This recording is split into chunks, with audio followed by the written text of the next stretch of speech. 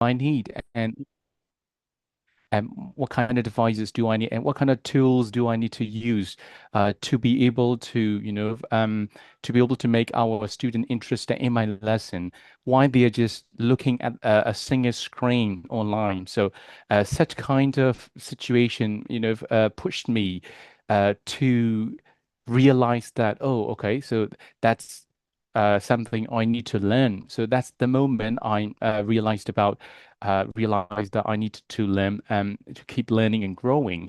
And I also later time I also learned about the term we use in teacher education. It's called the professional adaptability. So it's a kind of ability to respond to change. It wasn't just kind of nice to have things, it's also a kind of essential thing for survival. So I realized that that's the moment I need to develop the professional adaptability for me. Yeah, that's quite a movement for me that time. Yeah. Thank you. So thank you, Phyo, for sharing your ideas to continue your professional development in the midst of struggles that we are facing through COVID-19, through something hard, actually hardships. So that's really, really marvelous to hear you continue your professional development. And now I would like to call for Mr. Jordan to share your ideas and opinions on the question. Sure. For me, the turning point came in 2019 when the city hall of my city decided to expand their bilingual program to more schools. At that time, I just decided to apply for one of the positions. I was already a public school teacher working for the same municipality, but I mainly taught teenagers from 7th to ninth grade. And what happened was that this specific position was connected with teaching kids, and I had no experience at all, previously. But then I just decided to go for something new and try and see if I could do it. And I also wanted to learn a bit more and more from this field as well, since I didn't have any previous experience. So I went to the interview, I did well, I passed all the exams, and after all this, they told me that I got the job. I thought they would offer me some training because I had no experience, as I said before, but they simply said, Jordan, you're going to this school, and this is going to be your new school, and you're starting to teach there, the very next day. And then I got myself thinking, wow, this is very, very wild and weird. How come I'm going to a new school like this without no training at all? But then I said, all right, let's do it. So when I arrived at the school, during the first week, I was teaching English to 3 classes, each with about 28 students. And I decided to do something different with my students during the first week. I tried a game of hot potato. So as we didn't have enough space in our classroom, I decided to bring the whole class, one of these classes, to the school auditorium. Just to give you a brief, view of the auditorium was huge. And then at the same time, another teacher came to me and asked if she could join with her students. And then I mistakenly said yes. When I say that I mistakenly said yes, it's because I didn't have, this idea that you can't put too many children inside of one place with only 2 adults taking care of all of them. So that was crazy. And that morning, turned into complete chaos. Children were running in all directions. They were getting up from the circle. And when I got 3 or 4 to sit down, another 5 would jump up and run around. I was very upset, that day. And I remember, that I got myself thinking, and I asked myself, what am I doing here? Why did they say yes to this job? I was really upset that day. But actually, that experience was my wake-up call. I realized that I didn't yet know how to manage young learners, effectively. So what I did was I started to, invest in learning more about young children. So I started to read lots of books and following a lot of teachers' blogs, and also watched, several videos about teaching young learners. And incredibly, I can tell you, and I'm not lying, 3 months later, I was a different teacher with a new methodology and better classroom management skills. And most importantly, I can tell you that I was really enjoying teaching in those children. So this experience actually taught me that we, English teachers or whatever subject you're supposed to teach, we can't stay still as teachers. We always have to keep learning, adapting, and growing all the time. It's a cycle that you have to repeat and repeat on your daily teaching practices. So, and that was my turning point where I learned a lot from that. Thank you, Jordan. This is so inspiring and amazing that you change yourself to become another person, that which is more constructive and more creative and better, right? And that's what a coincidence, because I also had a similar experience like you. I was so struggling at that time of teaching like young learners online, but not offline. But I have very few students in my classroom, but I was struggling a lot with those kids, like playing a lot and like yelling at each other and eating something and lying down, and also like just sending messages on the group chat. So I was so worried and also overwhelmed at the time. I can't do anything. I couldn't help myself like improve. So that's why I joined some of the courses about teaching young learners for about like 2 or 3 months, and I got certificate. And like you, I just changed my perception and understanding towards them. So I got like new ideas and insight for pedagogy, and also the games and activities as well. Thank you, Jordan. Yeah, Yeah. no problem. Thank you. And I just would like to add something. Sometimes we take, teaching young learners for granted. We think it's something easy. It's just play some songs and play some games and repeat some, a vocabulary, but it's not like that. You even, spend more time preparing yourself and learning things when you are supposed to teach a young learner's classroom than you would spend teaching an adult or an adolescent. So it's a very hard job. So I just, clap my hands to every young learner teacher, because it's it's a work of love, actually, and very dedication is needed from each teacher who is in this field. Thank you, Jordan. Yes, a big applause to young learner teachers. All right. So now let's give a turn to Jelly, Miss Jelly. I can resonate all of this because I was trained as a primary school teacher or young learners. So I was trained for 5.5 years for my degree. But when I enter the school, enter the class, it's a different story. So whatever I learn in the campus, it's when you are in the classroom, it's all different. So when I don't have a big kind of turning point, but instead I will be more towards monitoring my emotion whenever I teach the children. If I feel very frustrated and the children are also very frustrated, I need to find the cause of my frustration. But it's always like it will be constant. So there is no big turning point. So that is where I based on that to learn. So when Jordan said we teachers, like especially like primary school teacher or young learners, have to be chill, has to be very you have to take care of your emotion very well. It's true because when you are panicking, all the kids are just gone off. They can feel it. Yeah, so just one simple example that where the turning point like just recently, not too long ago, was that it sounds very ridiculous, but I started to let the kids play in the classroom. So what do I mean by play in the classroom? Like, okay, all the activities are done in a 60 minutes class, all the activities are all done. Those kids, they can play with rules like you cannot punch other kids, you have to play nicely, and they will play at the back of the class. It's called self-initiated play. So they play themselves. I don't disturb them.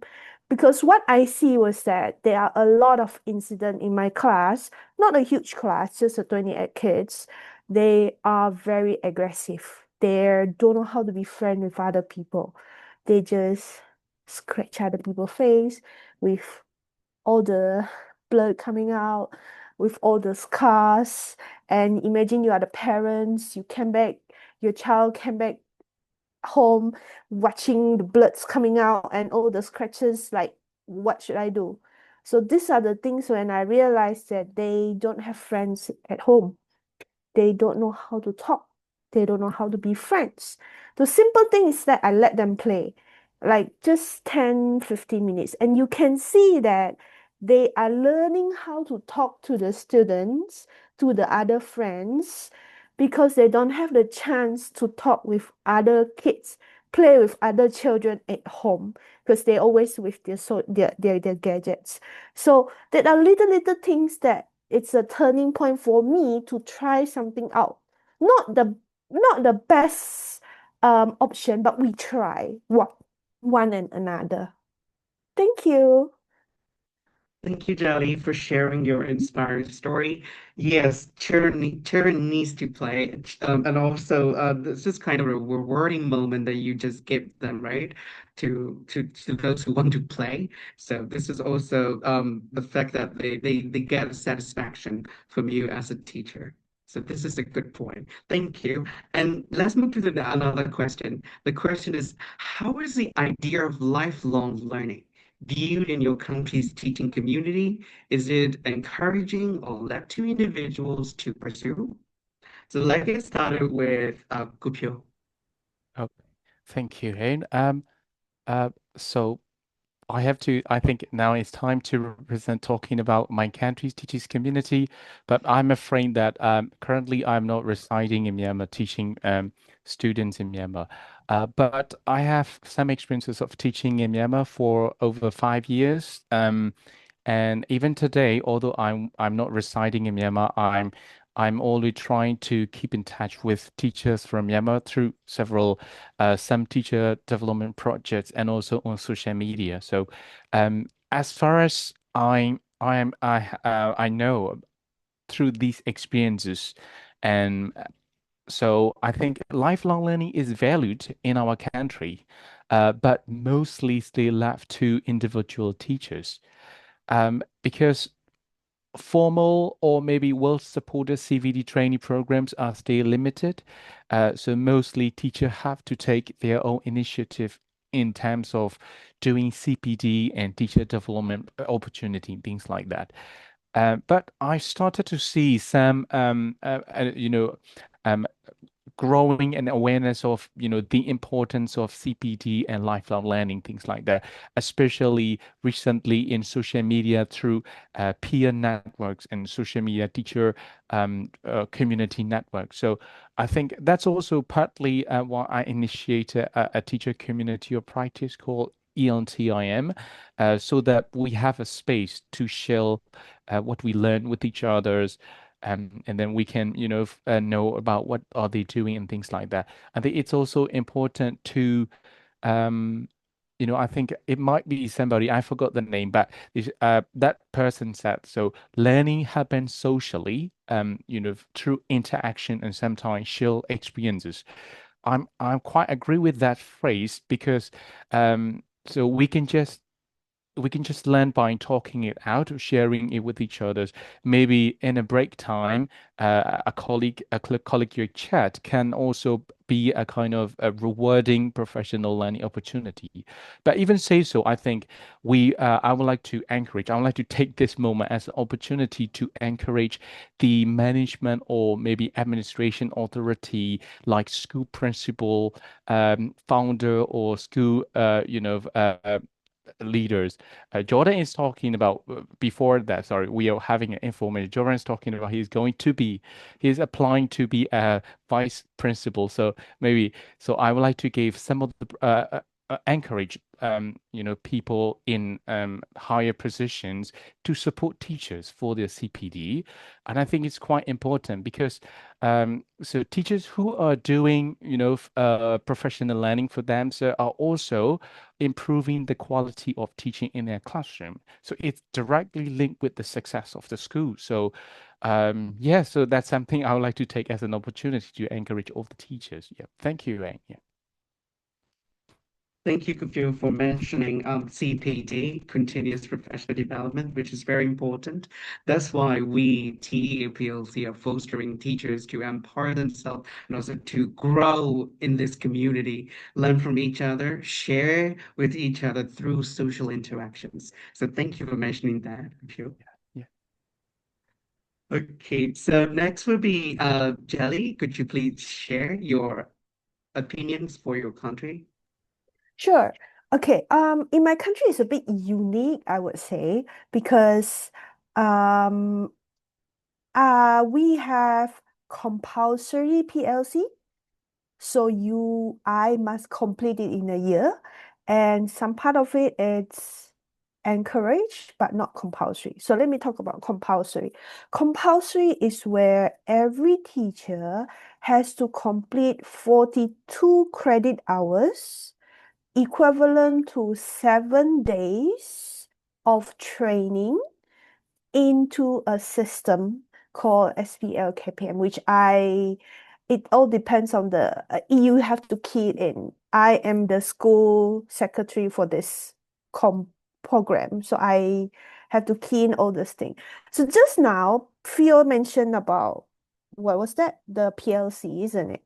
About the learning, all those kind of things, the teachers. So there is one thing that all the Malaysian teachers have to do, but it's for me, I feel like it's too much because there are a lot of things to be done. But for those who can do it, it's very good. It's called lesson study. If you have heard about it, it's called lesson study. But there are a few different lesson studies. There are a few names, but I've forgotten. One of it that my school is always doing it is that they will walk just observing the other teachers teaching, but you don't disturb the class. You just walk and look at other teachers. How do they teach? And then you write a report about it. It's just as simple, but there are a lot of other things like teacher sharing, lesson study, all the other things. But I think lesson study is a bit better. So it doesn't take up a lot of time. You just walk through the classes and you see how the teacher teaching. You don't enter the class because I personally do not want to be interrupted in my class. So this is one. In that 42 credit hours, the teachers can choose to do a lot of activities because that website has a lot of things to do. Malaysian teachers are encouraged, not encouraged, but some of that are, depends on school, but a lot of them are compulsory, which is Google Educators. If you know about Google Educators, level 1, level 2, level 3, or these kind of things. It's for free for the for the teachers in Malaysia that they want to take it. It's encouraged, but some schools are making it compulsory. That was one. Second is Apple Teacher. Those trainings are also free. The third is the Canva Expert or something like that. So those training are all free. So means in Malaysia, all the teachers are given all the PLC or whatever things you can. Training is a lot, and you can choose which one you want.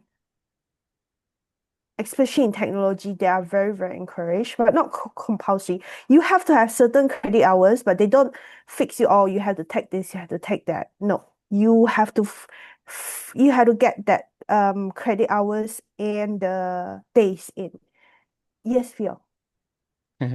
I'm like a student raising hand to ask questions. But I'm quite interested in about, being compulsory for professional learning. So is it Mm-hmm. kind of one is kind of mandatory? So do the Mm-hmm. school provide any funding or, support for that, or is just compulsory for teacher? You have to do it and things like that.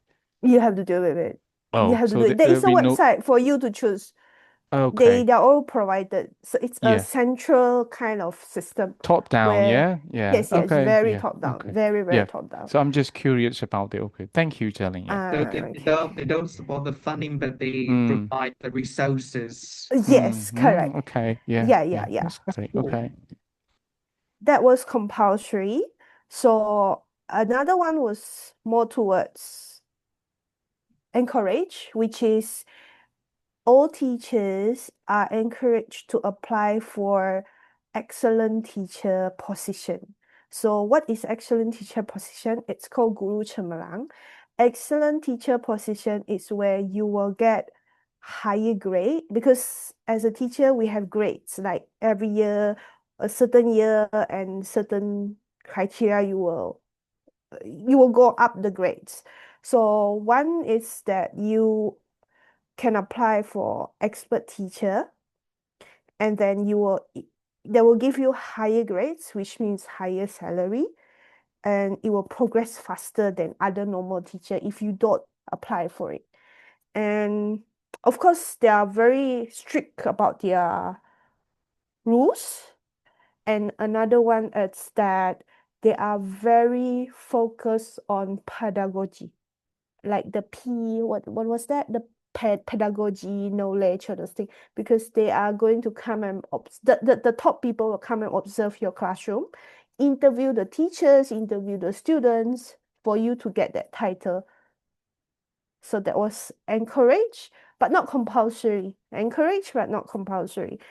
And the last one is which I think I'm going towards it. So one is it has no increase, it has no increase in grade or no higher salary, but you can go to teacher training.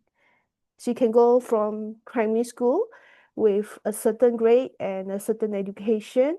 You can go to teach. You can go to Institute of Teacher Education to teach. So it's not compulsory, but it's encouraged. You can go through that way. So I see that Malaysian teachers has a very clear kind of like career progression, pedagogy, more towards like very encouraged or for professional learning community. It's all the resources are there. It's just the teacher has to choose and just move. All right, thank you. Thank you, Jelly, for sharing so like amazing information that in your country, like teacher are quite supported, right? With the resources and technology, and also access to them is so easy. And yeah, actually, even though it is encouraged but not compulsory, I believe the teacher can find some time to grow themselves in the midst of tight schedules, right? So this is really, really marvelous. Thank you, Jelly. And now let's have it turn to Mr. Jordan. Yeah, I'm amazed at how organized you are. Here in my context, it's a different story, you know.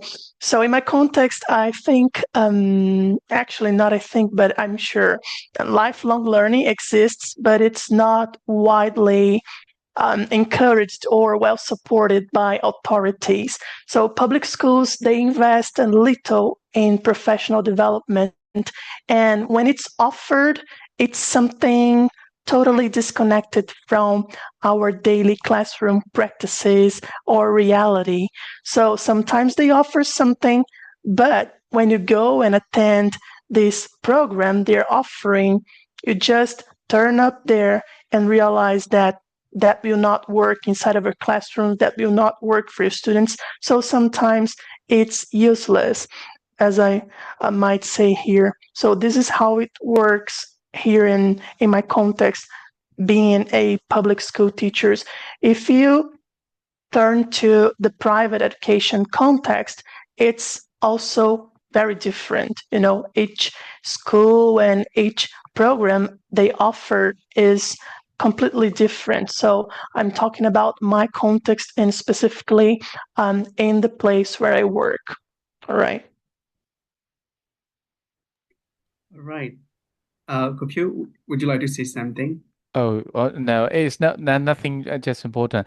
I just realized, sorry, I just remember about I last week or so, I just wrote an article about, we do have some kind of layers between different education systems, sometimes public education and then the private education. Yes, yes. So we do have a similar situation here in our country, like in Brazil, like Jordan showed. Yeah.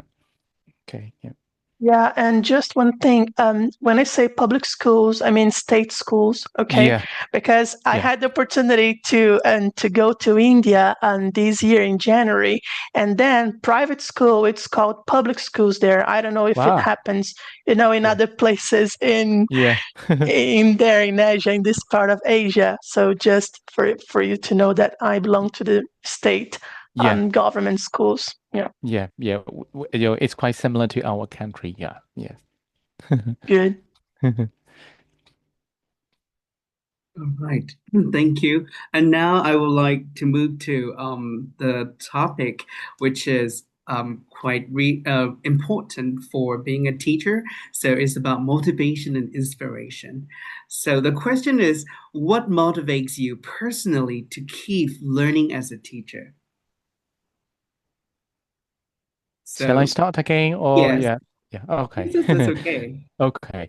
Um so I think we do kind of need motivation, right, to learn. So when we teach our student, we always talk about intrinsic motivation, extrinsic motivation like this. I think for teachers like us, so we are kind of in adult, adult learners, so like them. So we are also learning. So I think for us, intrinsic motivation is quite important for us. So personally, one of my biggest motivation is my own desire to share what I know with other teachers. I really love sharing with other teachers. So in terms of formal, informal, whatever it is. So, but so such kind of, passion to share with other teacher is also a kind of motivation for me because in order to share, with other teachers, so I first need to be, well equipped with the knowledge, skills, and technological knowledge like this. So that's why I develop my own circle of learning. So I call it I learn first because I want to share. So I learn, I share. And then after I share something with other teachers, I learn from their feedback and discussion. So that's a kind of personal learning cycle for me. I learn, I share, and I share. Sorry, I learn more from their feedback and discussion. So yeah, so that's a kind of personal motivation for me. Yeah. That's really, really cool. And then this is what we call growth mindset in when it comes to academic success, because I just like into that subject and like helping my college students learn that. So this is growth mindset because you learn from feedback and you try to improve better. So this is Yeah. really, really cool. Thank you, Yeah. Kapio. Okay. You're welcome. And now, Jordan, would you like to share now? Sure. Actually, there are two main things, you know, that keep me learning as a teacher, and they're very simple.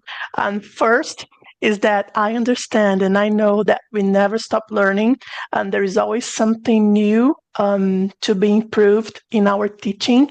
And this is good because that keeps me curious and open to growth and learn new things all the time, though we have little time to dedicate to it. And second, I would say that is the fact that every student is different, with unique skills, needs, and backgrounds. And that also motivates me to keep exploring new ways to help them learn effectively. Once a teacher realizes that he's not dealing, with one specific students, but with different minds and different backgrounds and needs, and try to discover the way these students prefer to learn, this is the key. This teacher, has a very successful teaching once he discovers this secret. So these are the main reasons and the main actually things that motivate me to keep learning as a teacher. Thank you, Jordon, for sharing your story about motivation. And now let's give a turn to Jelly. I'm very simple. What's motivate me? It's the hug of the kid saying, I love you. That's as simple as that. If you are teaching primary school, you will know they just love to hug you. And when I see those children that I thought they are now in secondary school or now in the university, and like sometimes they will say, "Oh, Miss Lim, I miss you. I miss your English class." That's the best feeling. So that's motivating me to continue learning and sharing all the kind of things that I know. That's it. Thank you. This is so sweet, and this is what we call like long-lasting relationship between teacher and the pupil. This is so inspiring, and also, yeah, this is one of the motivation for every teacher, right? So, yeah, love and support. And now let's move to the next one. We were talking about challenges. So, in your context, what challenges make professional learning difficult? How do you work around them? So I think, Mr. Jordon, would you like to start this time? Sure, no problem. So I would say that in my context, the biggest challenge for professional learning is time. Public schools teachers, they spend most of the day planning lessons, grading, and also filling a lot of forms, and writing a lot of reports. So when there is time to read, actually there isn't. There is very little time for this teacher, specifically to study, to read something, or even explore new ideas. And I myself understand that by the end of the day, we are often too tired, to focus on professional learning. So this is a very complicating thing for public school teachers here in my context. And the other challenge I would say is financial. Courses, workshops, and even conferences can be very expensive. And sometimes when opportunities arise, we struggle to find the time to participate. So it's a kind of a real juggling act, to keep learning while managing all our responsibilities. You have to really enjoy and love your profession, what you're doing, and you have to be very willing to learn, because we have very tight schedules and busy routines. So we really need more and more motivation daily in order to keep growing professionally. So these are the main constraints and barriers that we face here in my context. Oh, thank you, Jordan, for sharing. So now let's give a turn to Jelly. What would be the challenges in your country? I think the challenge for my country is time. Being a teacher is not easy. Everything you have to do, and as Jordan said, reports, forms, all those ridiculous clerical work, if you would say, it's ridiculous. Like when you reach home, it's just flat. One is time, second is interest, where I think if you want to have motivation to continue learning PLC, all those life learning, it's all come from your motivation. Personally, I am not very fond of leaderships. So I'm not going to go through leaderships. So it all depends on your interests and your time. Of course, time is everyone has 24 hours, but in my context, time, like you have to manage your time, but there is some kind of, I think that kind of like compulsory things makes the teachers to have to force out their time to just do something, which is good or maybe bad for some, but that is one of the good initiative, I would say. That's it. Thank you. Thank you, Jelly, for sharing. Yes, Jordan, would you like to say something? Yes, Mr. High, and I just would like to add something because I forgot to tell it. So, what I've been doing actually to work around these barriers is I decided, myself to learn something new little by little, So, it's very rare, for me to have 1 or 2 uninterrupted hours to dive into books, magazines, or even watch videos. So what I do is I pick one resource and I try to focus on small portions each day or a few times a week. And this has been helping me a lot. And because I'm also, I became a follower of the saying, which says, less is more. So I think sometimes we teachers, we have to understand this and we have to try out this, less is more. It doesn't matter if you don't have too much time, but if you learn just, something new little by little and consistently, maybe a few hours a week or a few minutes a day, you're still learning, and this is very important. So this less, this little thing will add up to your professional development as well. Thank you, Jordan, for adding that really, really precious phrase. Less is more. That's really, really good. Now, Kopyo? Yes, I mean I quite agree with what Jolly and Jordan's been talking about. The most encountering challenges in all of our context is time for teachers. Yes, I mean it's the same here. We don't have much time for our own professional development yet. But in addition to that, so what I noticed, in our context is we also have. Sometimes we talk about so we have got lots of resources online. So why don't you just use them? But the main challenges here in our country are, we have limited access to those kinds of resources. Some are behind paywall. We need to pay lots of money to get access to them, and the internet connection is really bad.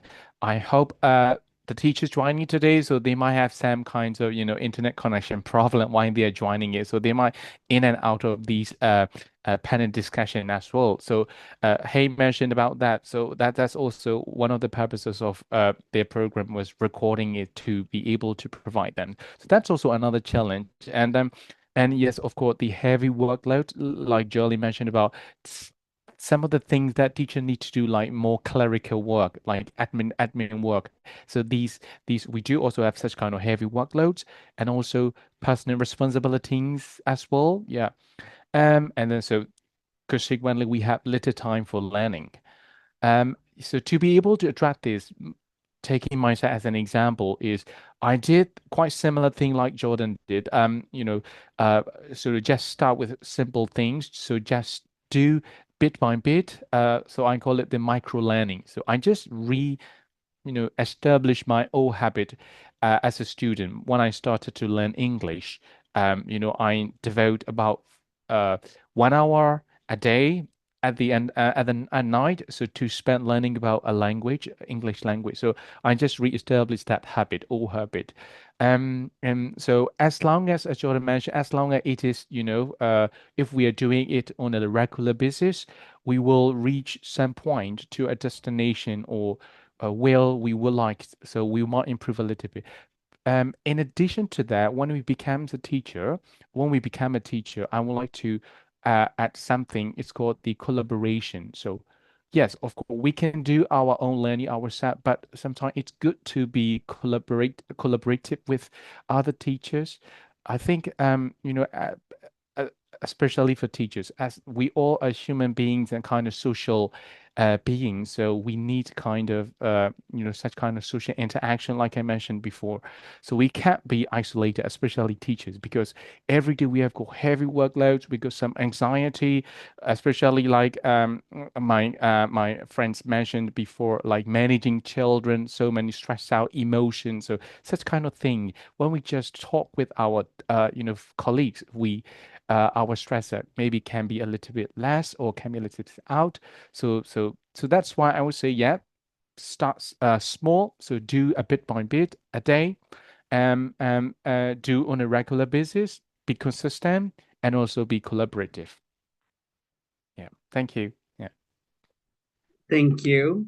And I'm thinking, even though this is like the question is about only challenges, but you share the tips and also how you try to overcome the challenges. It's really, really fabulous to listen to each of you, right? And now let's move to the next one, and learning in practice.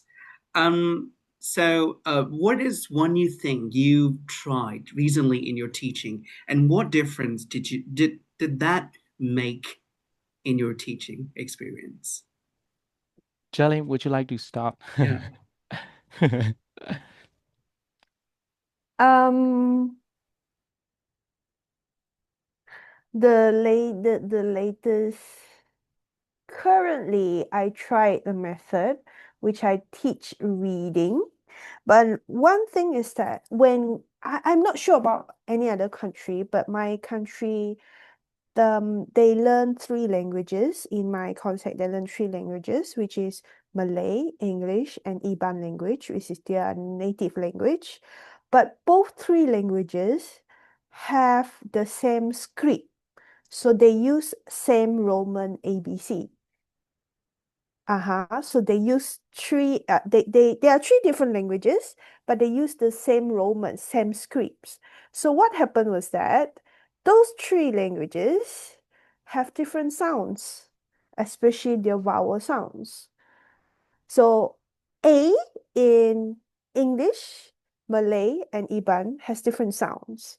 So when I teach them reading in English, I found that they are very, very difficult to switch among the different languages because they are all the same script. So what I did was that I told them that this is this language, this sound is this language, this sound is for that language. So it works. Remind you, they are very young, they are 7 years old. But you have to repeat saying English is A, if the short sound is eh. Malay is ah. So imagine you say B-A. So in English is be. In Malay is ba. In Iban is be. So it sounds different, but it's same script. So imagine those kids looking at you like, what are you talking about? So the teacher, A saying this, B saying this, C saying this, different teachers saying, reading the same scripts differently. So what I did was that I told them that this is different language for different sound, this one and this one. It works. Even though it is still very young, they're still very young, they get it. So I said when the children has to learn different languages, it's very important for you as a teacher to help them to differentiate the different languages. It's not that they can't. They still are processing in their mind like which is which languages. Especially when you are teaching them a lot of languages at the same time. Thank you. Thank you, Jelly, for sharing the new thing that you learned as your professional development currently. And now let's give a turn to Jordon. All right, and very nice, Julie. You're saying, I was like, wow, this is actually quite, difficult depending on, the age group you're dealing with. Yeah, very interesting, your example. Thank you for sharing. And so this experience of mine connects to getting to know my students better. So at the start of each school year, I do a very informal survey with my students. I give them some short form, on a very simple piece of paper with questions like, what do you like when learning English?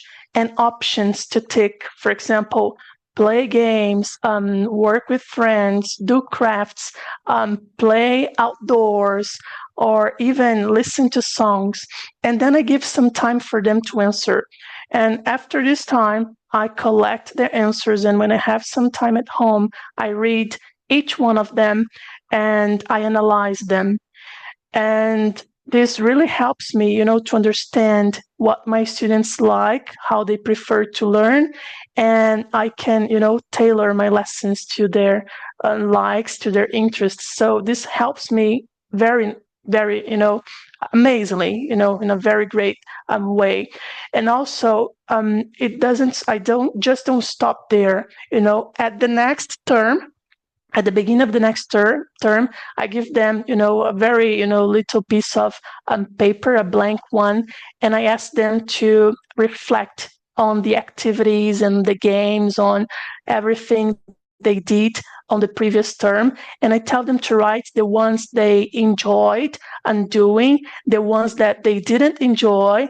And I also ask them to write what they want to do during that new term. And then I collect, it's very simple because, I mainly teach first to fifth grades, but they write it and this is good. And then I collect again and I repeat the whole process again.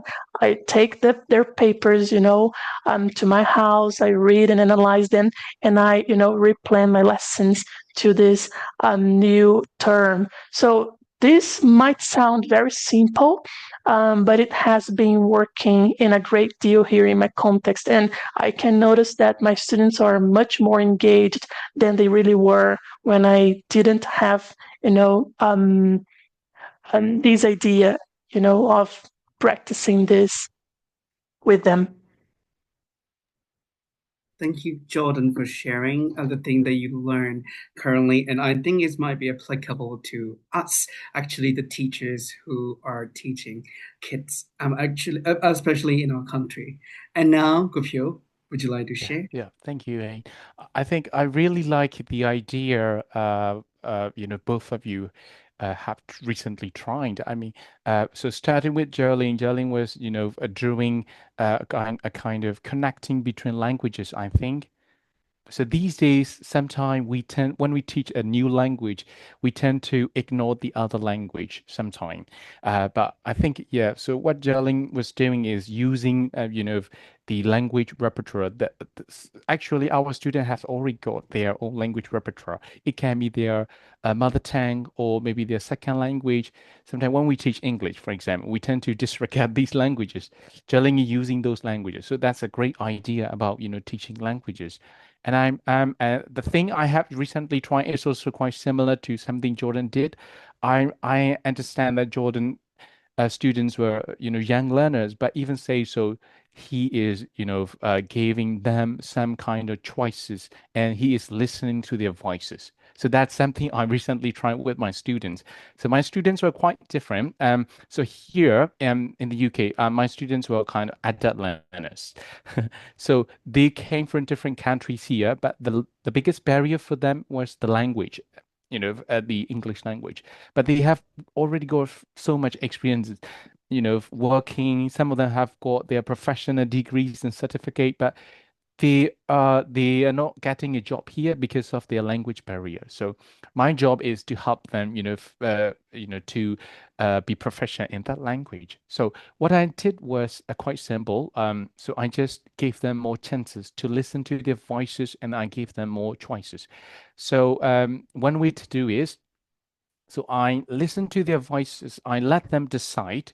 what kind of topic they like to learn. So we tend to co-create the curriculum together instead of, using the rigid curriculum we have already set. Sometimes these curriculum are set by the, kind of in a top-down way, and these might not be useful for them. So I tend to listen to them, and then so in 1 week they suggest that they were telling me that, oh, they would like to learn about writing a CV. So okay, I decided to go with that flow. So let's do a lesson or CV, and then they I found it, so they are really engaged in the lessons because that's the lesson they initiated it. So I think so.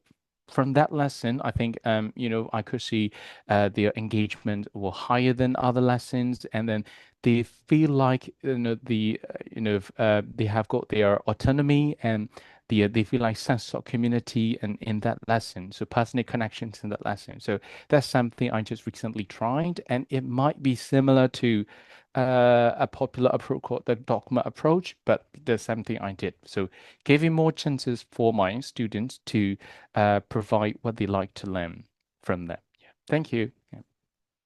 Yeah, this is cool, right?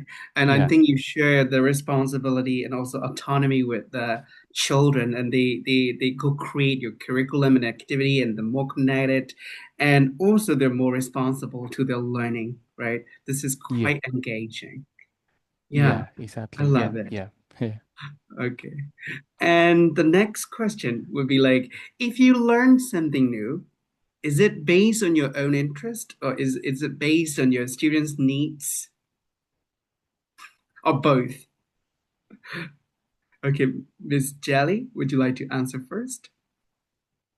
For me, it's I would say it's to solve a problem. Like it's based on my students' need, not my interest, because I have to cater to their needs. Um, I am facing this kind of problem, but I have not solved this issue yet, which is there are a lot of undiagnosed autistic kids in my class. So this is a very new problems. So what happened with autistic kids is that they may be very high functioning, which means they are very good academically, but they cannot control the behavior. They cannot control the emotions. So they have tendency to hurt other kids, and the other kids do not like them. They have big social issue. They don't know how to play with kids. They don't have friends. The friends don't want to talk to them. So it's a big challenge. What I did was that, well, I can't. One thing is that I learned is that there are limit to a teacher's ability. So I am not trained in special needs education. So I have to tell other teachers that this is the problem that I face. They will help me, suggest me how do I talk to the parents, and the school administration talk to the parents to bring them for assessment. So which is not really successful. But this is the problem now. If you ask me how do I solve this issue, I am not able to do that. But what I learned is that there is a limit for me to do that because I'm not trained in special needs children, and I cannot meet their needs in an inclusive classroom like this. I cannot do that. So I have to ask other people's help. So if I mean like I have seen a lot of things like that, like these few years, there are a lot of increase of special needs kids. The parents are wanting them to be included in a normal classroom. But for me, it's if I'm alone in the class, no, it cannot. It just cannot. They have to have new programs like the top government, the management has to do something. I understand that teachers, you have done a lot teaching the normal kids. It's already very challenging. And it's not your fault that they cannot learn or they cannot behave in the class. It's beyond your limit. We are not trained for this. Thank you. Thank you, Jelly. This is so brave. It's so brave because, like, personally, we kind of like reluctant to ask for help or reach out to other teachers, like colleagues and parents and other like administrators about a problem issue that we're experiencing. We're like putting all the burdens on ourselves, right? This is not good. Yeah, thank you, Jelly. And now, Jordan, would you like to take turn? Sure. Yeah, it's quite amazing to hear this, example from Jelly because the same happens here. I've got, many autistic kids in my classrooms. I work in two different schools. In one school, I have around 14, and at the other school, I have around 25, spread it in all my classrooms. I teach 16 different groups. So lots of students, almost 1,000 students a week. So this is something that has been happening a lot here. The number of children being diagnosed with autism is getting higher and higher, and we teachers, language teachers, we're not prepared to deal with it. And the government just tell us that we should adapt the activities to them, but sometimes depending on their level of autism, I can't go deeper into these terminologies because I'm not familiar with them, but just for you to have this brief idea, depending on the level, it's quite difficult to keep this child inside of a classroom. I have a student who goes, running around the classroom all the time. It's very difficult for him to sit down. And how am I going to deal with that? Also with the responsibility of taking care of 30 more kids apart from him. So it's a very hard situation. So in my context, I would say it's mostly based on my students' needs. Since I teach kids and teenagers and adults, so whenever something new comes up, I try to learn about it right away so that I can support their learning effectively. And I think this is very important for a teacher to do it. It's not even about the content, but for example, if your students are talking about something new on TV, it may be a toy, maybe a game, you yourself have to try to understand their world, their environment, because this can really help the way you teach your lessons. You can even change a class full of disruptive students. You can make them change into a very calm, not very calm, but a very good classroom. So you should try to dive into their words and their perspectives and their interests. So that's why I say it's mostly based on my students' needs. Everything that comes up, new that I'm not familiar, or even when I feel unsure about a topic that I'm supposed to teach them or to share with them, I try to do it. I try to learn the most about it, so that I can help them effectively.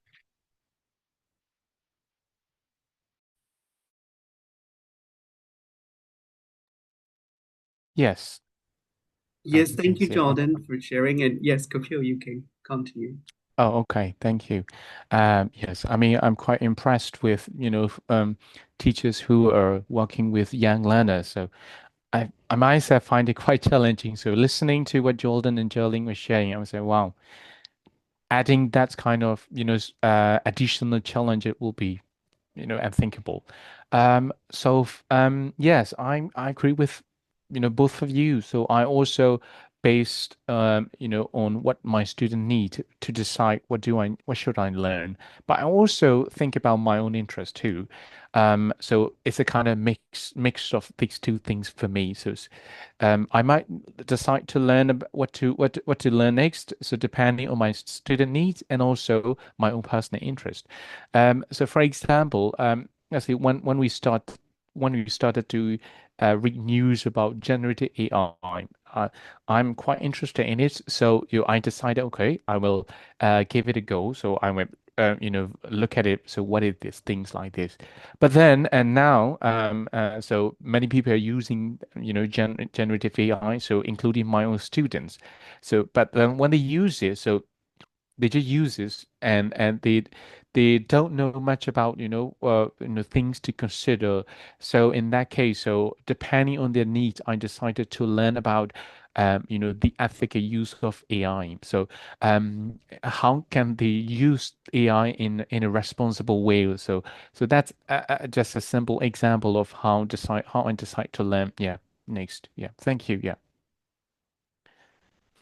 Thank you, Gopio. And yeah, we will move to technology because like you just talk about AI and some Mhm. technological things. So most of the teachers here and among the audience will also be interested in that topic, right? So talking of technology, how does it have or hinder your learning journey as a teacher in your country? So I think let's get started with Gopio. Yeah, yeah, sure. Okay. So I take the crown this time. Technology for me, and for not just for myself, but also for my professional development. So it has always been helpful to me. So when we say technology, it can be a very simple thing like using social media to maybe a kind of, using AI and generated AI and things like that. But in any way, technology, helped me connect with the global teacher community. So that's the biggest thing about technology. Because of the technology, I could join webinars, that I could learn about what other teachers are doing around the world. So I could do some collaborative projects.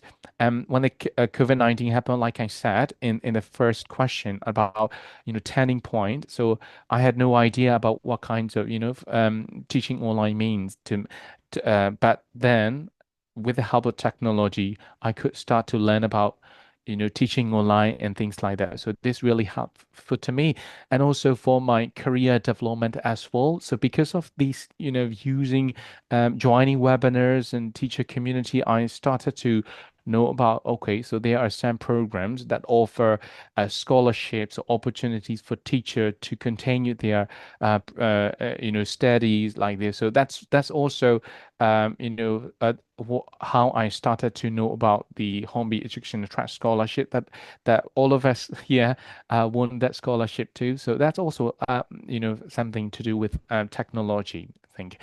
But I can relate to teachers in Myanmar. I think although very useful. Tech is very useful. It can be unreliable, and sometimes it might be frustrating for teachers in Myanmar, especially when we are, for example, joining the webinar and the internet just stop and then they might feel frustrated. So that's also something we need to consider. Yeah.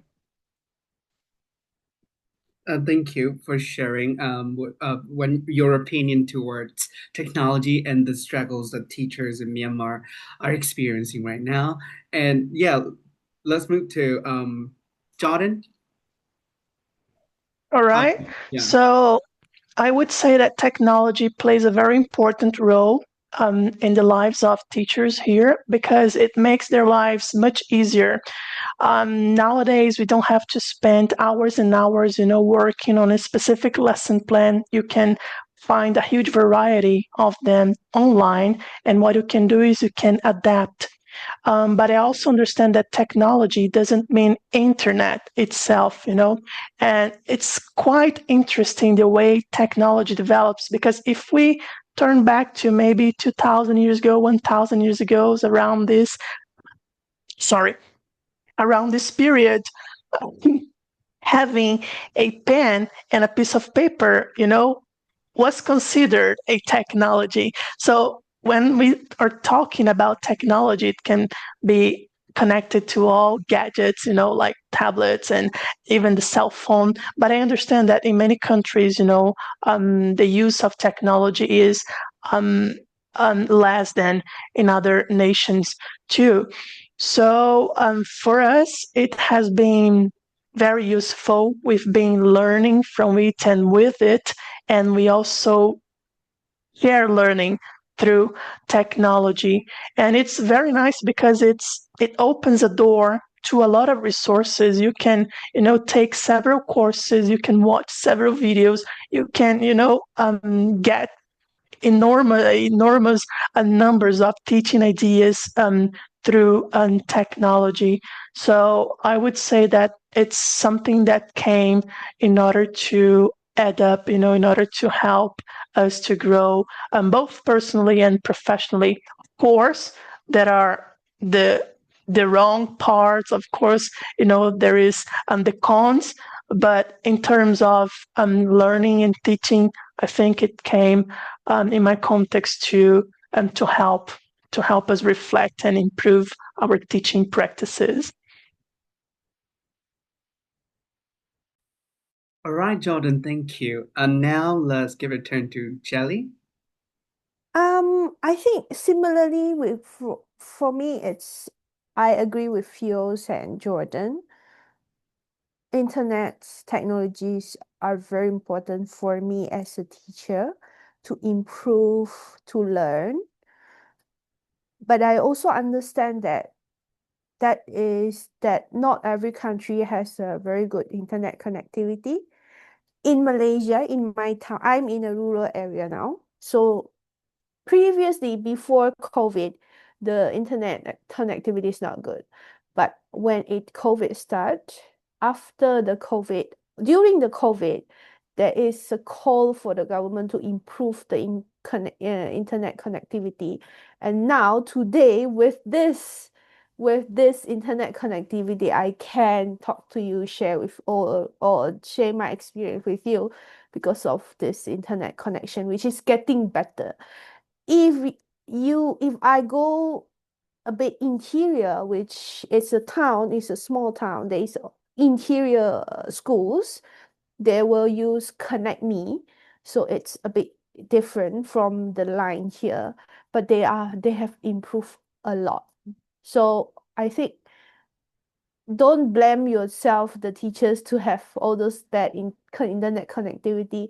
You can't help it. It's the government jobs to help to improve it. When you see improvement in this internet connectivity and then the road access for this small town, everything just getting better. Thank you. Thank you, Jelly. And following your responses, I have a follow-up question for you. And what advice would you give to teachers like those in our country, like Burma, with minimal tech access to still benefit from professional learning? And That like I is said, a yeah, good question. So internet is a very good tool for teachers to learn. Very true. We can connect with international people. But I agree with you that there is the next person beside you that you can learn. How do you learn? It's first you have to ask questions. So when you ask question, you are learning. All the teachers surrounding you are your resources, because every teacher teach different students. Every students are different. This is simple things. How do I teach pronouns, for example? How do I teach pronoun? My way of teaching pronoun using pictures. Another teacher's using games. Another teacher's maybe using some papers, drawings, comics, something like that. What you do is that you try to share. You share with each other. Just simple sharing. It's the start of a learning community, because every kid is different. How to remember? I learned this. Every kid is different, and every classroom you can try different ways, because there is no absolute answer in education. There is no absolute answer, because there is no absolute medicine for that one problem. A, B, and C. Even if you finish the E and the F, it doesn't mean everyone get it. So for me, first you start with asking questions. Ask your neighbor. You are learning. Without tools, without internet, without technology, you have your friends. Thank you. Thank you, Jelly. That reminds me of human resources that we have around each other, right? So that's cool. Thank you. It is so encouraging to the teachers like us in our country. And so, what about Jordan? Oh, well, this is a kind of, hard question to answer, um, because it will fall on the same thing. What types of materials are available for these teachers in these regions, you know, because sometimes even printed materials are quite hard, to get a hand of.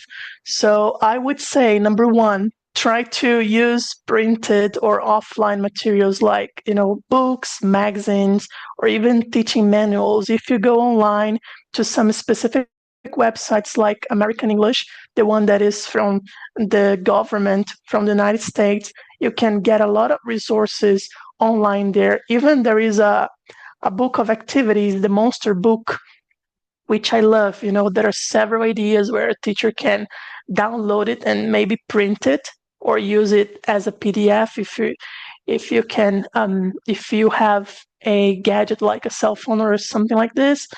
It's very useful and it's for free.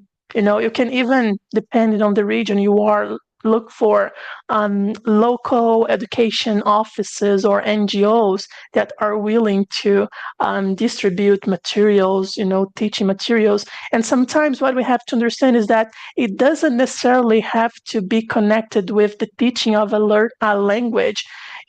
Maybe if you read some, I know that we are not from mathematics, but maybe if you read some methodology and a book about methodology, teaching science or mathematics, I'm quite sure there is always something that you can learn from it and apply in a different way in your classroom. So, what I mean is that try to take hands on the materials that are locally available to you, and free.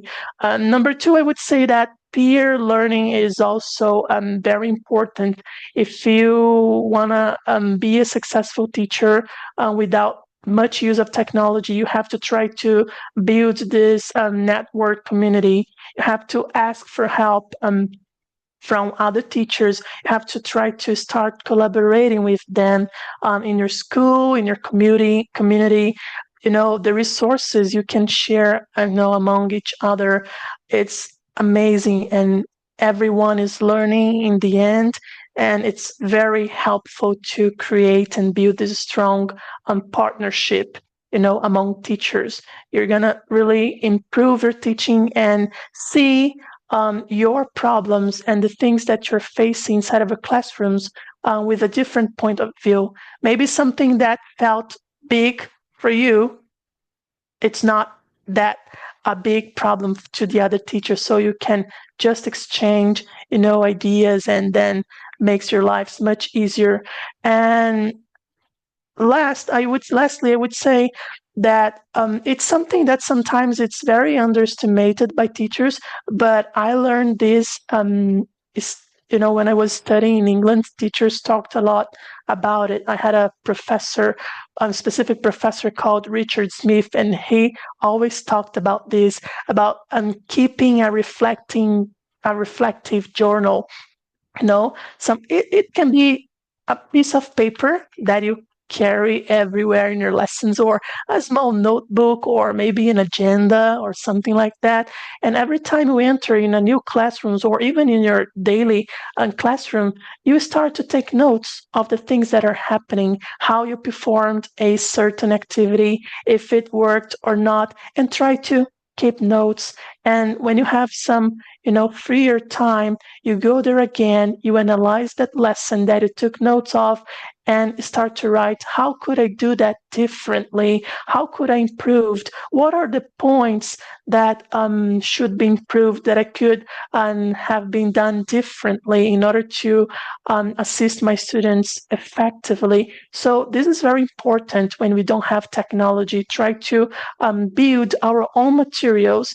And if you've got the opportunity to share this with other teachers, or even sometimes invite someone to watch your lessons in your school or in your classrooms, whatever your teaching at, it's also amazing. I know this last one is a bit difficult because we teachers share almost the same timetables.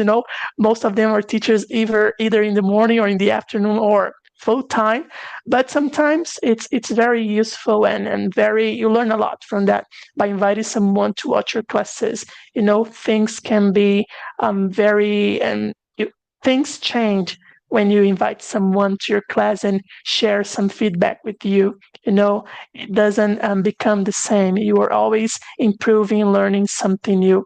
So these are the main ideas I wrote here to share with you that I think are going to be useful for teachers in this context. Thank you, Jordan, for your useful tips and ideas for the teachers relating to the technology. And Phyo, would you like to share now? Yes, I mean, so I I'm going to share. I was thinking about sharing four things with teachers for Myanmar, for teachers in Myanmar, but most of the things were already mentioned in by Jarling and Jordan. So yeah, I just repeating what they're saying that. So in support of their ideas. So the first thing, yes. So use the resources you have. So when we say resources, I think in my personal, in my own experience, according to my own experience, I think instead of joining live, sessions, I would like to suggest joining the MOOC. MOOC means massive open online courses. So these are most of the MOOC courses are free. So the biggest provider, the Jordan mentioned about that English, the United States, something that is done by the United States. So it's called the Open Program. So it has been initiated by the U.S. Department of State, and they do have lots of massive open online courses programs, and also the other courses by the British Council. And we also have some, Coursera and many things. So these massive open online courses, the good things about these courses is we don't need, good internet connection to join these courses. We can just have, sometime we need, yeah, of course, we need maybe once a week good internet connection to download the materials. They provide a PDF files for each core module, so we can download them and then we can study in our free time, so that we have a systematic structure of course study inputs. And then after that, the next thing is something Jordan shared about keeping a reflective journal. So yes, develop such kind of reflective practice. Uh, so it can be, carrying a journal like Jordan mentioned, or it can just be asking yourself questions after each lesson, like we used to do with our students. Like, okay, so what went well with my lesson? What part of the lesson went well? And the next question will be, what could I improve? What part of the lesson could I improve? Is it something to do with classroom management or student behavior, or is it something to do with lesson content? So just a very simple question, but if you do it, for some time, you will start to see your, about your good things and your strengths and weaknesses. Yeah. And the next thing is what Jolly mentioned about, learn from each other. So we can learn from other teachers. So it's called, yeah. So that's why I would like to suggest teacher to join the teacher communities. It can be just, our local teacher community, just a small one in a school, just four or five teacher is fine. And then like Jordan mentioned, we can do, lesson observation for each other. Jalene also mentioned about the lesson study. So we can just do that. And also, if possible, trying to join a larger community like teacher community, like international teacher community. For example, in English, we have like ITOEFL or TOEFL, but they might have some kind of, membership fee. In that case, you can just join some free teacher communities in social media like this. So a sense of community is important. May I repeat that again? Because we all are human beings. Teachers can't be isolated. So we need to be connected with other teachers. And the last thing is about, sharing what you know. I think throughout my whole career, at least I believe myself that I improve in my professional learning in some way, mainly because I have a desire to share something I know with other teachers. So when I share with other teacher, it can be something, some lesson activity that worked in my classroom. And when I share with other teacher, it's kind of helped me consolidate that ideas about so such kind of things. So consolidate my own learning, and also maybe it might give open doors to other opportunities. So yeah, so these are the kind of advice I would like to give. It's just like repeating what Jordan and Geraldine said. Yeah, thank you. Can I add something? Yeah, sure. Yes, Yeah, sure. Geraldine. Yeah. So just now, Jordan said about sharing resources, and then I remembered that before having internet, teachers in my school, they get together, English language panel, like English language teacher, 4 or 5 teachers get together, and then they decided what topic they are going to teach that week or that month. For example, just present tense. And then they sit together, they do the resources or teaching aids together. So they sit down, do the teaching aids together, and they share among each other. And then those resources can be passed on to the other teachers years after years. Can be recycled. So that is also a good suggestion where you sit together, you share, and then you do the resources, worksheets or some pictures, all those kind of things, discussion games, and then you maybe record it down and then you share among each other. That will be a good learning community. Thank you. Thank you, Jelly, for your adding up. And I think, yes, the audience teacher right now may be taking notes on the advice that you are just giving them now. And they're quite useful and helpful to their context as well. So let's talk about social interactions and community spirit that you share among the things you talk about, the technology and the advice. And the question is, how can teachers inspire and support one another to keep learning? So who would like to go first, Mr. Jordon or Kopio or Miss Jelly? Yeah, I can start. Actually, this is also connected to our previous answers. It's almost included in the same group. So I would say that it's a way to inspire someone is, I think the most important is sharing. By sharing. So I would say that if you're able to create a supportive community or even a small study group online or offline, if you can meet face to face, is even better. But I would say that this is one of the fastest ways for a teacher to learn, and to grow as a teacher when we learn from each other, when we learn something from someone. I would also recommend this group of teachers once established, and they promote among themselves to and host and they could promote and host some mini training sessions where teachers would teach something that they were good at. This would be quite useful to and mentoring and observation, classroom observation is also quite good too, as I mentioned before. So I think these are the two main points that teachers under these circumstances can assist each other. Thank you, Jordan. So how about you, Kopio? Yes, I agree with what Jordan was saying about sh starting small and then sharing, and then some of the basic things like mentoring or doing observations can be useful.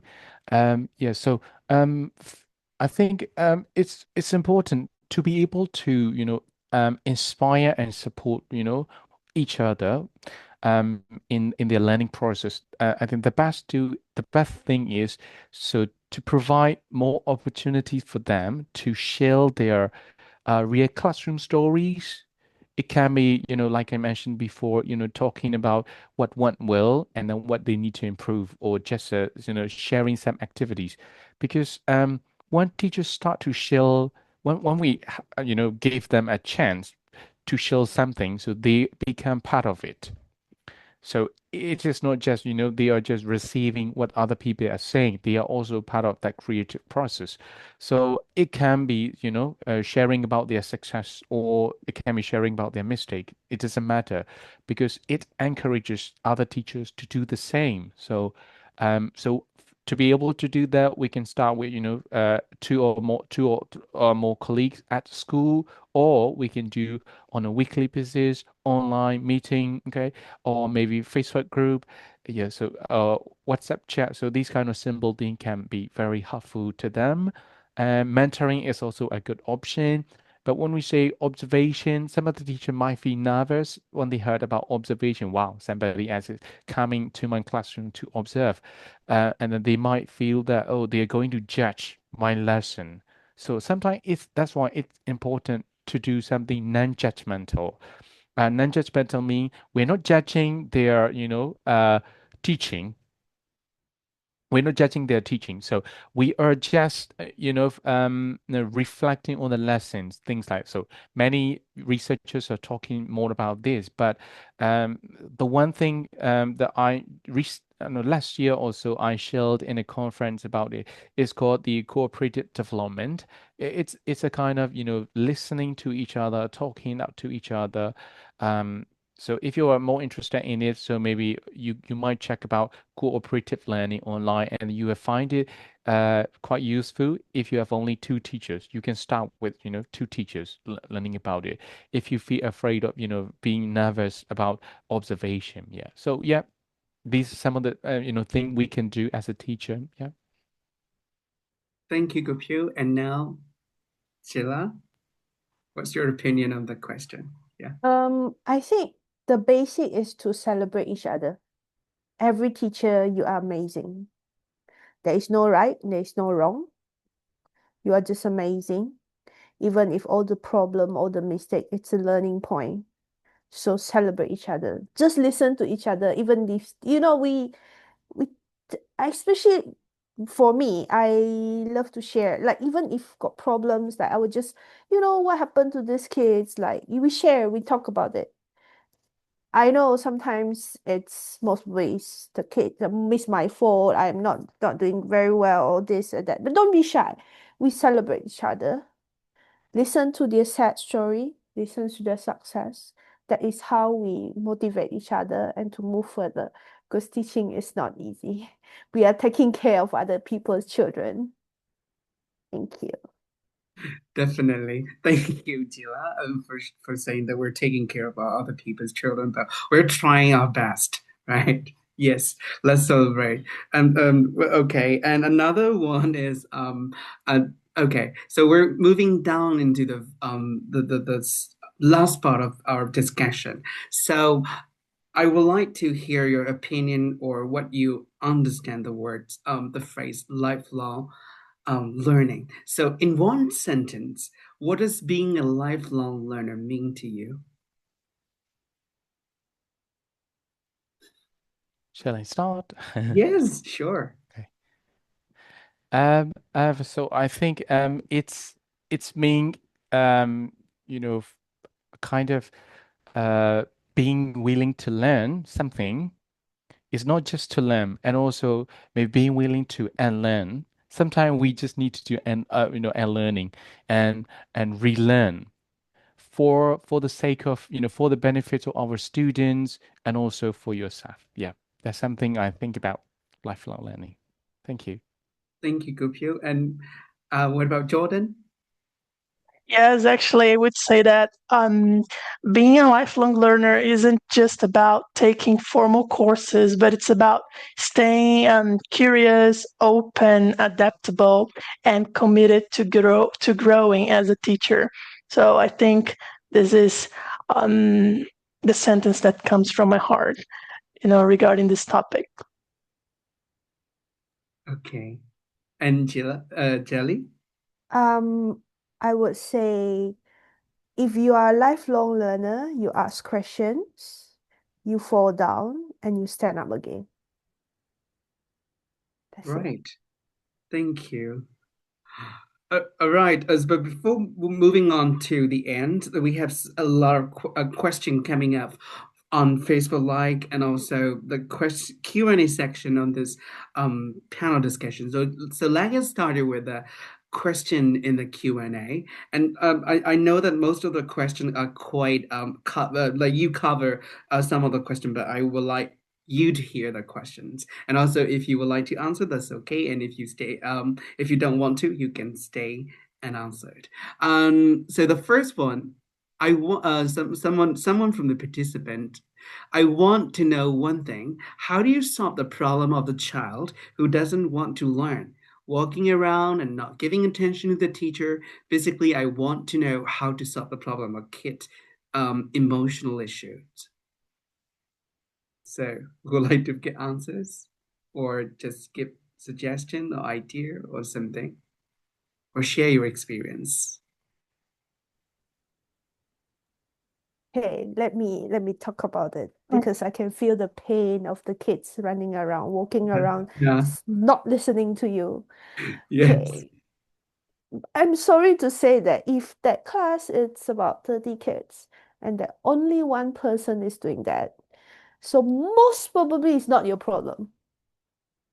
So what we can do is that they are most probably it's like this. You try to look at the children ability to do work. Some kids, they are walking around, but they're listening. You have to get it whether they can or cannot. Some kids, they when you are talking, giving instruction, they just walk around, but actually they are listening. And then when they sit down, they can do the work. So that is one. So if it's that case like this, you just let them walk around. Make sure that nobody is hurt at that process. Second, the condition is where they walk around, they don't listen, and they can't do the work or the worksheet that you provide. It's not your fault. You can't do it. They are not supposed to be there. The third condition is that most probably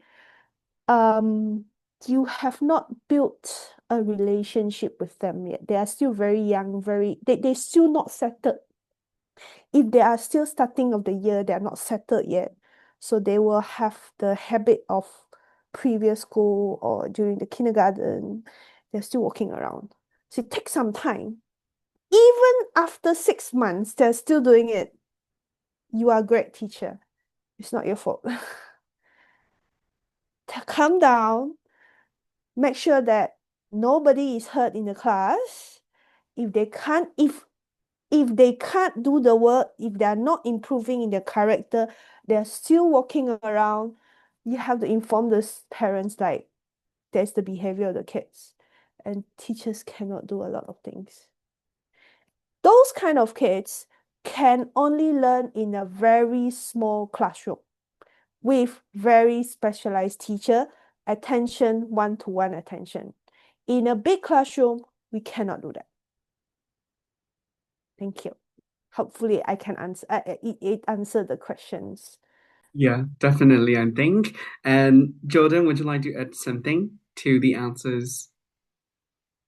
Yeah, sure. Actually, I'm gonna, tell a short story what happened to me last year, because sometimes when we are teaching a foreign language, we always think that having smaller groups is better, than have big groups. I'm thinking of some context it is, but what happened to me last year just raised awareness and told me that this isn't necessarily true everywhere and in every context. Last year, I taught a group of 11 and second graders. They were 8 years old. And then when the principal told me, Jordan, you're going to be teaching this class, and then I said, oh, only 11 students and second graders. I said, wow, amazing. I started to celebrate, because a small group seemed ideal to me. I said, oh, I'm going to do amazing things. Wonderful things are going to happen. By the end of the year, most of these students are going to be fluent in English. Of course, that didn't happen. But actually, when I entered the room, things quickly changed. It felt like a nightmare. The students were extremely disruptive. They talked nonstop. They wandered around the room. They were very disrespectful. They showed little respect, to the teacher. And also, they called each other names. So it was a terrible environment. Sometimes I felt I was dealing with unruly adults rather than children. And then I started to reflect on what I was doing inside of that room, because I had other classes to teach, so I had to keep, my body, soul, and mind and safe and sound. So I started to reflect what I could do in order to change something there, because every Tuesday afternoon, it was like the biggest challenge I had during the week. And I was feeling very unhappy about joining that class, about entering that room. So I got really, really, really unhappy about it. And then I started to notice that these students, they were highly competitive. So what I did was I decided to try, a technique that I had read somewhere, some time ago, actually a long, long time ago. I decided to turn their energy into a positive force by dividing them into two teams. And I was always making learning a competition. So, for example, if I was supposed to teach them some grammar, vocabulary, or pronunciation or something else, I would always, divide them into two teams, and they would compete against each other in order to check who was going to learn fast or better. And it really worked. They were more engaged in the lessons. And every class, the winning team, I would give some small prizes to them if they were the winners, like stickers or maybe candy. And I noticed as well that if I could make that a routine in my lessons, things would start to change as well. So for the beginning of each lesson, I would start with some icebreakers, which they loved. And I also started to incorporate in my lessons games, so to promote this competition. Of course, it was not a negative competition, it was a positive one, because sometimes due to the fact that they were already very competitive, it can lead to a negative thing. But I knew how to manage things at that time, and they really worked. And gradually, I noticed that there was a shift. Those students that were very disruptive, they were, even before the moment I entered the room, they were asking, "Teacher, are we going to play games? Are we going to do this and that?" And I was like, "Yes, we're going to do it," because that was the only way I could survive those lessons with those specific groups. And then I, tried to make that a routine, and they were very interested in class, in the content I was teaching. So I would say that in general, the key is to try to find the way these children prefer to learn. I do agree with what Jelly said about these kids. They will learn more effectively in small classrooms with specialized teachers, but sometimes here in my context, we don't have this small room, and we have this extra room. Our classrooms are loaded with students. We don't have these specialized teachers. So we ourselves have to jump in and do it with these students. So this was the most effective way that I found to tackle these issues regarding these problems that I had with this specific class and with this specific group of students. So I think the key is to try to find, the things that they enjoy the most, and the things that they like to do inside of the classrooms. If you start applying this, it doesn't have to be a big thing, just a little thing. Try it once, try it twice, and see how things go. It really helped me, and I'm quite sure this is going to be useful to you as well. All right, try to find how your students prefer to learn. It's gonna avoid a lot of headaches, coming from them, and avoid you of having headaches too, right? Thank you, Jordan. Okay, thanks for your answer. And this is your answers are quite insightful, and also it covers the question. And Phyo, would you like to add some more? I think Jolling and Jordan already covered that, and I'm naive about the teaching children, so I have no answer for that. Yeah, Okay, thank you. thank you. All right, another question is, I was wondering if I could teach in a diverse class. Some of my students cannot catch up with the lessons due to a language barrier. So my question is, how should we support an approach to them, to him or her, in a 30 students class size? Hmm. So, oh, go ahead, Phil. Sorry. No, no, no. Yeah, It's go all ahead. right. So I'm just Okay. reading the question. I just would like to know a little bit more about what type of context it is. If it's like Jolly's context where there are many kids who speak on different languages, or it's like the teacher is supposed to teach English as a medium of instruction and the children speak a different mother tongue. I just would like to get some more context for it in order for me to give you a good answer. Yeah, that's true, right? Um, so any other add-ons? I think we can use the word the differentiation method. And I saw in the video just now at the opening they're talking about differentiation. But it's a bit difficult for new teachers, but you can try. We can try. So one of the way it's differentiation method, it's a lot. You can differentiate from the support. You can differentiate from the worksheets, which are the two easy one. You can differentiate from the response, from the feedback. But usually that works with rest of the help, the scaffolding, the help that you give. If there is a small, there is one way where we did it is we separate the kids into different groups. With 30 kids, for example, if that few kids that cannot get anything, you have to separate them out.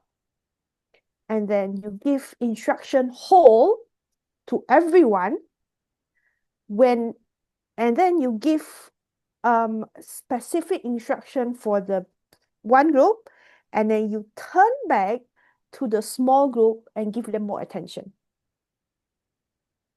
So that is one, that is support. Second, it's worksheet. So what happened with the worksheet was that you give the more difficult, for example, just give, usually I notice that you don't divide more than two groups. It will make your headache. It will be a chaos in the class. So usually one group, two group. One that need less support, one that need more support. One, if the more support, the more support and the less support. So the less support, you give them more difficult worksheets. While the less support one, you give them easier worksheets. You sit there and you reteach again the same thing or different kind of method. You separate the two things, but in the same lessons, in the same classroom. It needs a bit of skill. So what happened was that you need a lot of work to do, which means a teacher has to do A, B, C, D. You have to provide a lot of worksheets. So yeah, it is a lot of work, especially in teaching this kind of classroom. Differentiation works, but it has a lot of work to do. If you have good technology like internet access, I can share the free resources that I got from Malaysian teachers. They share all the free resources. You can select it and use it, adapt it and use it. So it will reduce your time of preparing materials, especially materials. Support is easier, but one of the difficult thing of differentiation is that you need skills. One is unique skills because it's not easy for you to teach two different groups in one lesson in one classroom. So what we do, I would suggest you to try. If it is not working for the first time, it's okay. Try again. And adjust on your kids' level and your ability to do it. It's not easy. But this is one of the way that is effective. Thank you. Thank you, Jelly. And And yes, Jordan. one more little thing. Yeah, I couldn't get, the context and in a deeper way. So I'm gonna just give a simple answer based on what I think. If the barrier is due to the fact that the children cannot speak English and the class should be taught in English as a medium of instruction, I would recommend this teacher to try to use, the native language and more inside of the classroom in order to help these students. And once the student is, growing and developing step by step, he can switch to the main language of instruction, which in this case I think is English. That's what I do here. My students, they speak Portuguese as their mother tongue. I'm supposed to teach them English, but due to several reasons, I cannot only teach them in English all the time. So I have to do this type of switching, between languages in order for them to understand the context. So this would be my recommendation if this is the case.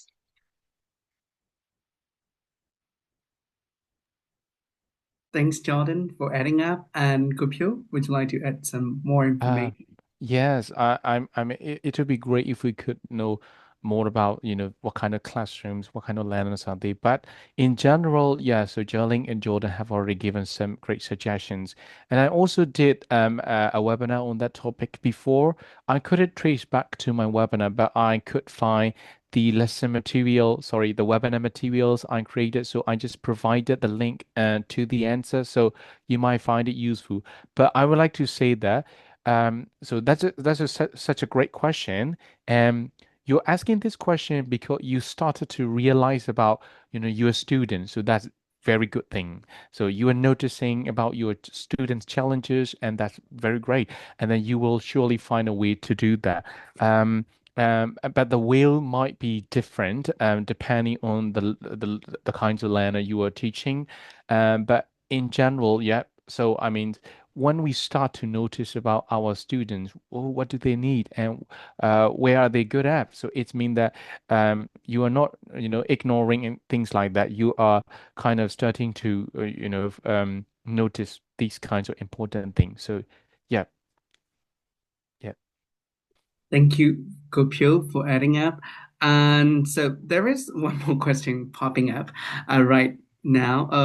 As okay, as would you like would you like wait, how can I say? Would you like all teachers to learn about special needs education because those cases are more trending in our countries?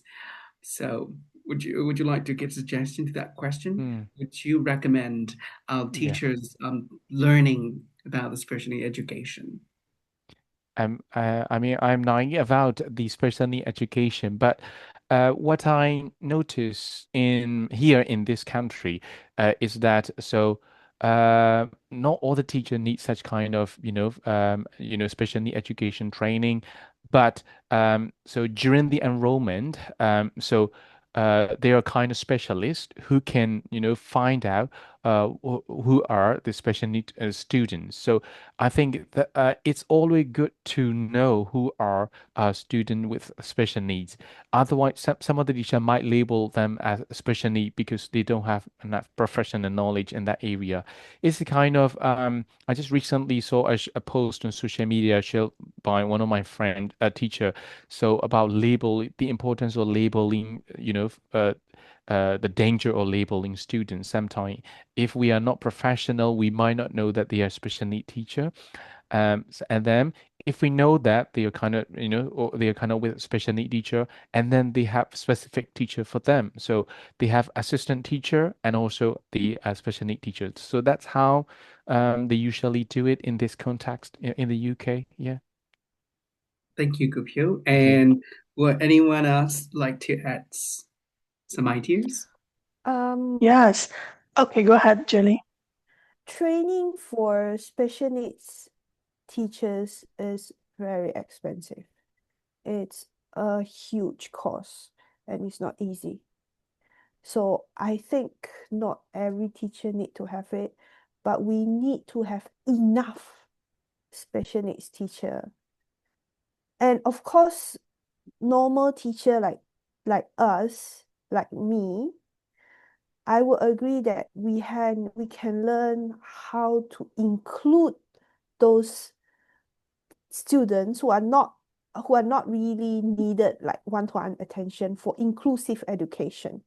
Inclusive education means you include them, those students who can be included. That will be very helpful. But it's when we talk about training for special needs, it's not easy and it has to have a lot of resources about it. To me, I would say that I really would like to have this special training, and mainly if it was offered during the university period, maybe a small module or something like that, it would be very useful. But if you ask me if I agree with that, I would say no, because what I've been realizing here in my context, and this is not only my context because I've heard and read it in other countries as well, they're trying to come with this idea of including all the students in the same classroom with different special needs. But what actually they're doing, it's a political thing. They're trying to save money that they could invest in building, new schools or and hiring new and specialized professionals to work specifically with those children. So they're taking this responsibility and put it in our hands, in our backs to do it, because the government will spend much less money by doing this than doing the right thing, which was to invest in building a very professional and technical school to attend and to receive and share knowledge with these students. So I would like to have it. Of course, as Jelly said, it's quite expensive, but at the same time, I don't agree with this idea. I think the government should, spend more money on hiring specialized teachers and giving a better education to these special needs children. Thank you. Thank you all. And so talking about the country and the people and the government and governance system and the funding that we have to use to support the teachers and their professional development. So how do people see and believe the teaching profession in your country? This is from one person on the Facebook Live. How do people see and believe the teaching profession in your country? Is that good? Because we might have low salary and you have to do a lot of things. And yeah, so what's your opinion and what's your people's opinion? All right, can I start? Well, I think it's becoming similar to most of the parts of the world. The other day, I was listening to a professor from one of the most important universities here in my country. She was sharing that in Germany, people don't want to become teachers anymore. And while I was in England, this also was happening. And I think Phil can discuss more about it. Even in university, they were offering a free master's degree for people who are graduating, from different subjects there to become a teacher. They would even send you to a school and they would support you with money and classes. They would pay everything for you because this is becoming a profession where people are not appreciating anymore. And I think it's not only here, an isolated case, but it's happening everywhere.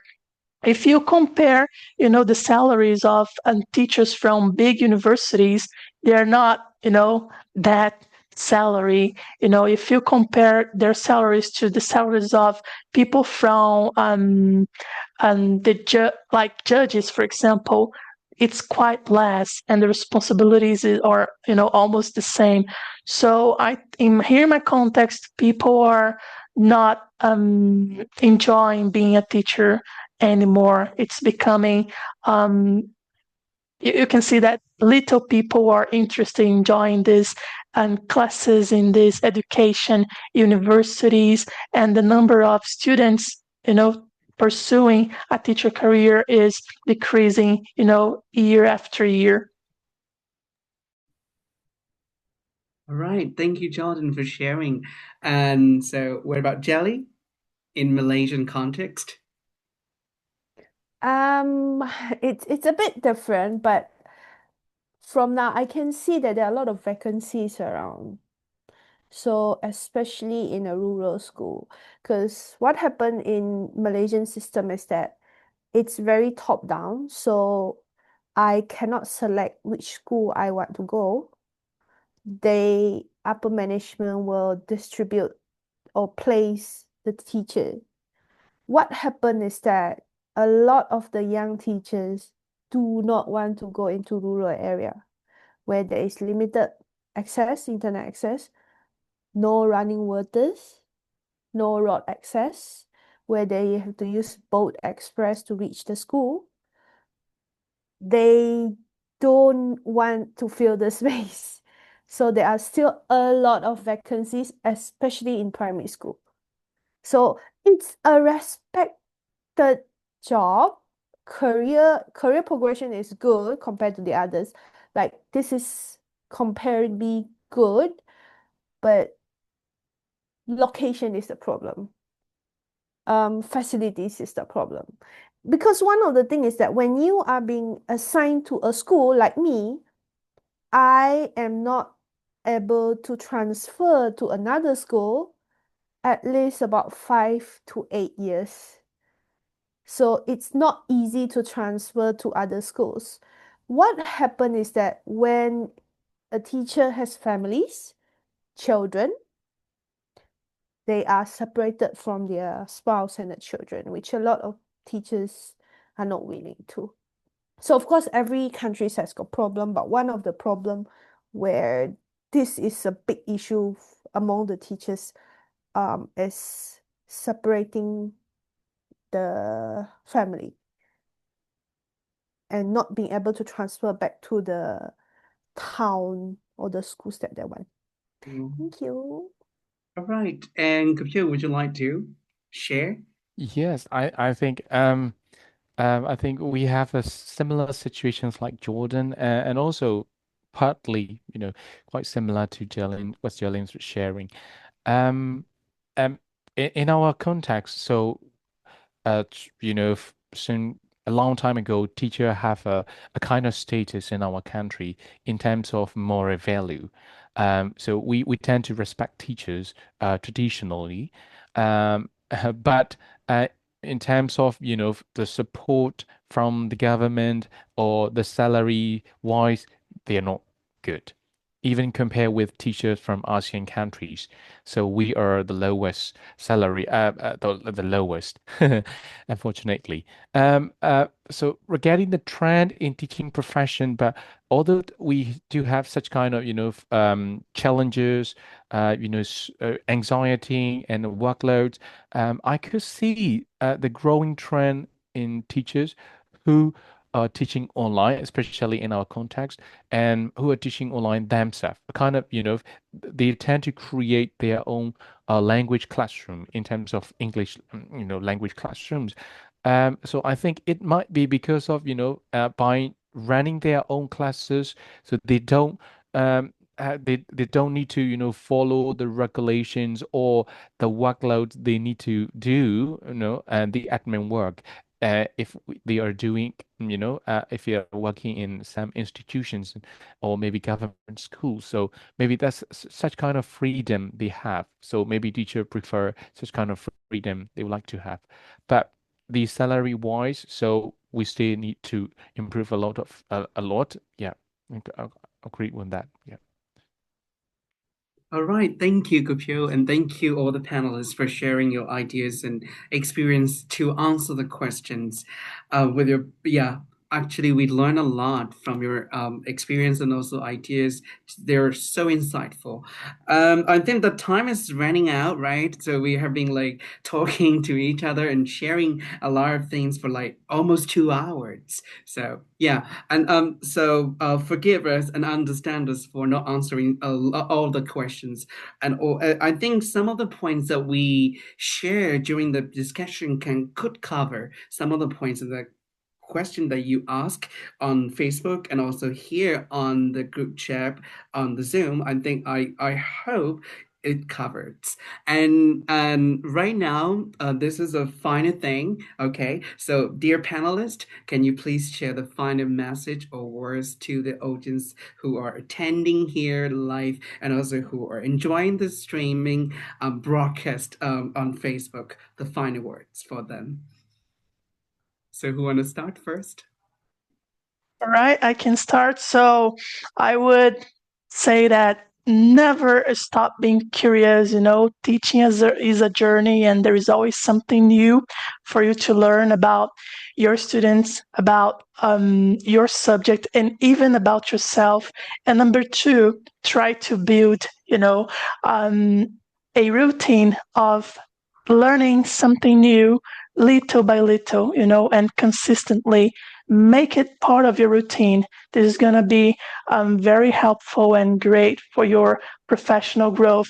And last but not least, I would say be humble and recognize your limitations. Don't be afraid to ask for help from someone who is more experienced or who is more knowledgeable. And remember that the fastest ways, for a teacher to grow both personally and professionally is learning from others. So these are my final words, and I would like to thank you all for having us here. It was such a pleasure, and I was really able to learn a lot from you as well.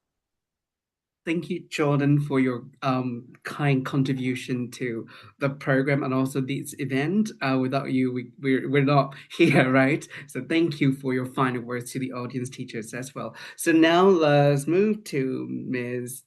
Jelly. Final message for every teachers is you're amazing because you choose to be a teacher.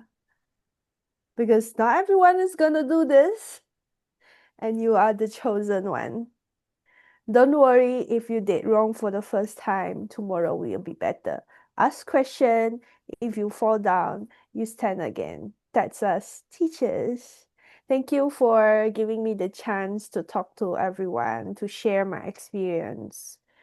And I hope you all the best. If you have any questions, I'm very welcome all those questions. Try to contact me through emails or whatever, but I'm very willing to share with you what I know about teaching kids. Thank you. Yes, thank you, Ms. Jelly. And yes, if you have more questions or like, I mean, maybe like specific question to specific panelists, we can offer you the email addresses so that you can privately or personally reach out to them. Okay, so now, so let's give a turn to Gupyo. Thank you. I think um, Darling and Jordan, and thank you, you too, for accepting to be a panelist today. And also thank you, Teacher Education Agency, for providing the platform for us to be able to share with other teachers. So throughout the whole panel, I always talk about share, share with other teachers, so share what you know. So I just would like to repeat that again. Repeat that. So our professional learning is a journey. So it's a continuous process. It's not just one event. It's not just a destination. So don't wait to be perfect. You can just start, where you are, use what you have. Jolene also mentioned that. And Jordan mentioned that this one, learn with, others. Don't be, alone. So learn with others, share what you have. So you don't need to be perfect. Nobody is perfect. Yeah. Thank you. Yeah. All right, thank you, Gupyo, for helping us invite these amazing experts, the panelists from like different countries, and to gather here to share what you're good at and to share what you experience and to share everything best for the teachers in our country. And this is so, so fabulous to learn from each of you and also to be with you at this event. And yes, so this is not the end, guys. The teachers, sorry. So you can, this is the very beginning of program. So I think we still have like 6 more programs to go on. Actually free webinars and workshops and training sections. So you can stay join us. And thanks everyone for your interest, for coming here and also listening to each panelist and all of us here for like about 2 hours. So this, I appreciate your patience and also your engagement, so, right? So, and also thank you every panelist. So let's to summarize. So we tonight during the panel discussion we talk about like personal journeys of the panelists and the motivation and inspiration of each other, and then learning them to practice, how they learn and how they put into professional practice, and how they overcome challenges, and how they how can I say, see technology as part of their growing pathway as a professional learner, and how they support each other teachers, and also their final reflections. I hope and also the TA and also professional learning community program. Hope you learn a lot tonight. Okay, so and also I would like to encourage you to fill out the form that we provided in the group chat. This is for your attendance and also reflection form, and please give us feedbacks and suggestions so that we can carry them and also we can learn from them to improve our practices and also our programs in later on, and we can also offer you that certificate within the week. So yes. Thank you so much to every panelist who joined us at this discussion, despite the busy schedules and despite different time zones.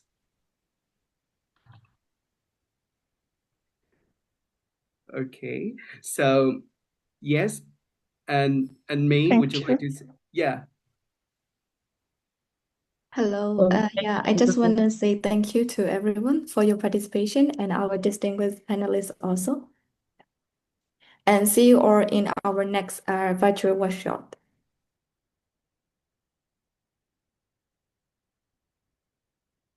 Thank you, Okay, everyone. Yep. So yes, let me thank also you. so leave. Thank Yeah. you. Okay. Thank you. Yeah. Thank you so Thank you. much. So, Everyone. Yeah. yeah, Bye. thank you. We will see each other Yeah. again. See each other soon. So have a good See night, you. everyone.